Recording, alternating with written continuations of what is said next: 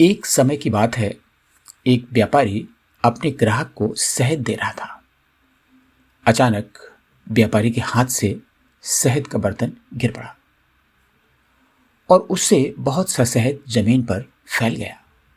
व्यापारी ने जल्दी से जितना उठा सकता था उतना सावधानी से उठा लिया, लेकिन फिर भी कुछ शहद जमीन पर पड़ा रह गया। थोड़ी ही देर में वहां कई मक्खियां आ पहुंची। शहद की मिठास और सुगंध ने उन्हें अपनी ओर खींच लिया था। वे सभी उस गिरे हुए शहद पर बैठ गईं और उसे जल्दी जल्दी चाटने लगीं। शहद तो बहुत स्वादिष्ट होता ही है। मक्खियां रुक नहीं पा रही थीं। उनका पेट भर गया, पर जीभ का लालच अभी भी खत्म नहीं हुआ था।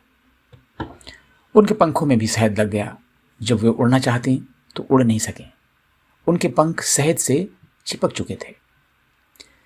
जितना वे छटपटाती उतना ही शहद उनके शरीर पर फैल जाता और फिर उनके लिए उड़ना मुश्किल हो गया। धीरे धीरे वे उसी शहद में लिपटकर मर गईं। कुछ मक्खियां उड़ने की कोशिश कर रही थीं और अब भी छटपटा रही थीं, लेकिन नई मक्खियां फिर से उसी शहद पर आ रही थीं। मानो उन्हें पहले वाले मक्खियों की दुर्दशा दिखाई ही नहीं देती थी। यह दृश्य देखकर व्यापारी ने कहा, जो लोग स्वाद के लोभ में पड़ जाते हैं वे इन मक्खियों जैसे ही मूर्ख होते हैं।